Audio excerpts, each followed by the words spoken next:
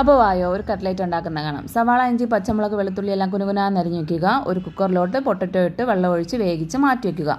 Pan അടുപ്പത്ത് വെച്ച് എണ്ണ ചൂടാകുമ്പോൾ സവാള, ഇഞ്ചി, പച്ചമുളക്, വെളുത്തുള്ളി, മഞ്ഞൾപ്പൊടി, ഉപ്പ്, മുളക് പൊടി, കുരുമുളക് പൊടി, ഗരം മസാല ഇതെല്ലാം കൂടെ ചേർത്ത് നന്നായിട്ട് വഴറ്റുക. ഇനി മിക്സിയുടെ ജാറിൽ വേവിച്ച മഞ്ഞൾപ്പൊടി, ഉപ്പും കൂടെ ഇട്ട് വേവിച്ച ചിക്കൻ പൊടിച്ച് അതും കൂടെ ചേർത്ത് നമ്മുടെ വേവിച്ച പൊട്ടറ്റോയും കൂടെ ചേർത്ത് നന്നായിട്ട് സ്മാഷ് ചെയ്തെടുക്കണം.